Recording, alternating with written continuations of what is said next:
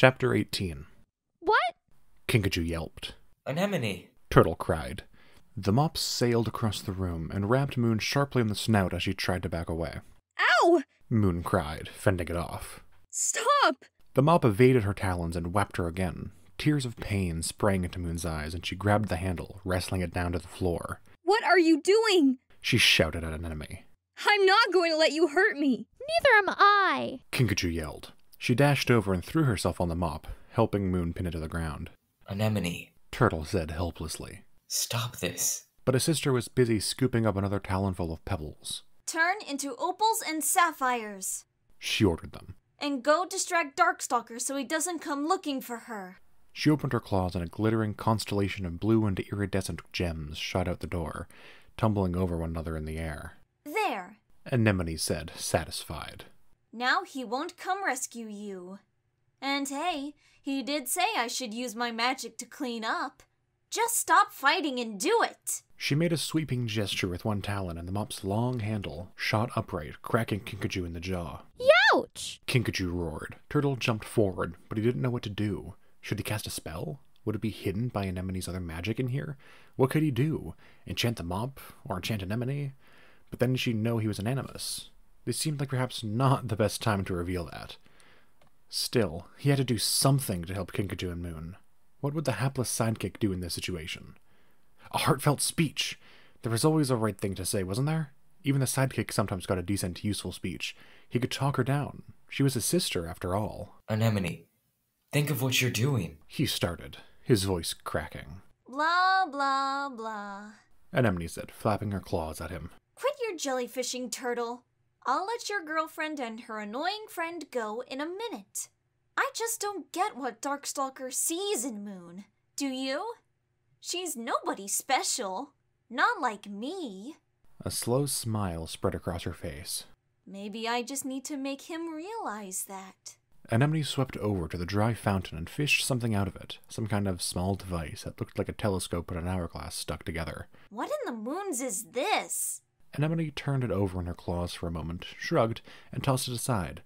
She plucked a piece of broken tile out of the pool. Turn into an earring. She commanded the tile. Something really sparkly and cool that Darkstalker would like. A twisty silver snake with ruby eyes appeared in her talon. Perfect. Now, earring, as soon as Darkstalker puts you on, I want you to make him stop caring about Moon at all. She'll just be another random dragon bothering him. And I'll be the only dragon he finds interesting. You can't do that to him, Turtle said. can you? Would a spell like that even work on Darkstalker? If it did, maybe it would be a good thing. Maybe it would help Turtle get Moon away from Darkstalker's influence. Maybe it would keep her safer from him than she would otherwise be. I should enchant that earring too. He realized suddenly. But with what spell? What's the right spell to put on Darkstalker if I had the chance? Another sleeping spell? Or something to make other dragons see him the way he really was? A spell to make him reveal all his secret plans? Or a spell that could kill him? Could I really do that? Is that what he deserves? His brain offered up a flash of lonely Darkstalker in the school gardens last night, missing his lost love. And then another flash of blood staining his own claws. Am I a dragon that could kill someone? Anyone? Even him? If I did, would that tip my soul into darkness? Is that the choice I make that leads me to attacking my sister on the beach? You jackjaw!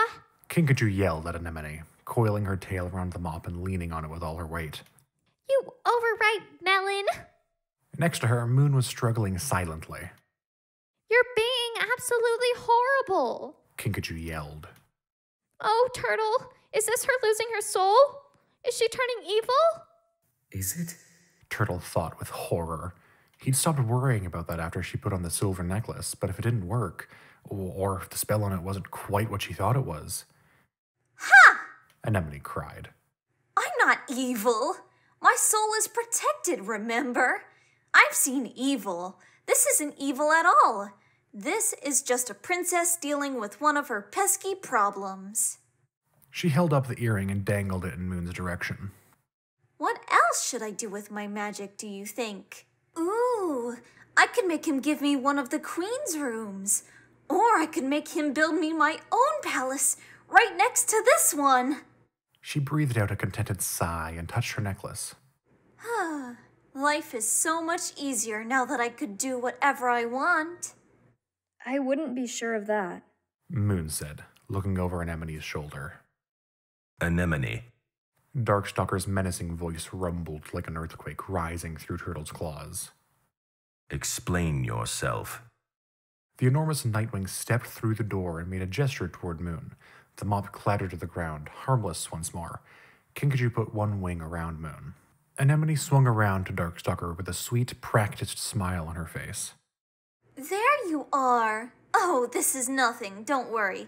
I was trying to clean up and the mop went a bit haywire and these two decided to tackle it. So weird. But look, I found this really cool earring in one of the side tables. Isn't it perfect for you? Liar! Kinkajou yelled, but Darkstalker ignored her. He stepped forward to loom over an enemy, and she backed into a wall, babbling. I mean, the king of the Nightwing should have the best jewelry, don't you think? I don't accept gifts from animus dragons. He growled. Especially from deceitful, conniving sea wings. What kind of idiot do you think I am that would fall for a trick like that? It's not a trick. Anemone protested. It's just a pretty earring. Squid guts, you don't have to be paranoid. She laughed nervously. Spare me your lies. Darkstalker spat. I heard everything. He uncurled his talons, scattering the dust of gemstones at her feet. You thought these baubles would distract me so you could hurt Moon. He snatched the earring out of her claws. You planned to manipulate my emotions, to cast a spell on me. Just a little one. Anemone stammered. I just want you to be my mentor and pay attention to me. That's all. Don't be angry with her, Darkstalker. Moon said, her sides heaving as she caught her breath. She's young. It was just a mistake, and I'm fine. I will not have dragons stolen from me. Darkstalker snarled. Not ever again. He reached one talon toward Moon and Kinkajou and made an odd, circling motion with his claws. Instantly, Moon stopped moving as though she'd been frozen, staring forward blankly with unblinking eyes. Kinkajou let out a small gasp and reached toward her friend. Oh no. Turtle thought frantically. That spell was supposed to be on Kinkajou too. Darkstalker's gonna notice that his magic doesn't work on her.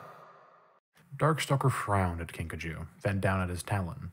Turtle hissed, catching Kinkajou's attention, and pretended to freeze in place. Light dawned in her eyes. When Darkstalker reached toward her again, she immediately froze where she was, mimicking Moon's blank stare. Good. Turtle thought, although his heart was still pounding. Now hold that. Don't give yourself away. Luckily, Darkstalker turned his back on Kinkajou almost immediately, focusing his attention on Anemone. It's time for you to go, princess. He growled. What do you mean, go? Anemone cried. Go where? She glanced anxiously at Moon and Kinkajou. What did you do to them? They don't need to hear this part. Darkstalker said softly. It's time for you to go back to the kingdom of the sea. What is he doing? Turtle thought in a panic. Is he putting a spell on my sister? But I don't want to. Anemone stamped her foot. I hate it there. I want to stay with you and learn about being an animus. You know all you need to know. Darkstalker said. His voice seemed to be getting colder and darker, like water from the deepest ocean depths curling slowly into Turtle's ears. You know what Albatross did. You know how easily you can be queen. You know nobody can stand in your way if you decide to go take the Sea-Wing throne right now. Is that what you want me to do? Anemone asked. I don't care what you do, said Darkstalker. I was beginning to think that you were a worthy student, that perhaps I should keep you around after all. I thought you might be someone who could work alongside me. He glanced at Moon, then fixed his cold black eyes on Anemone. But I was an idiot to let any affection for you creep in. You are truly Fathom's descendant. You're just as bad as he is.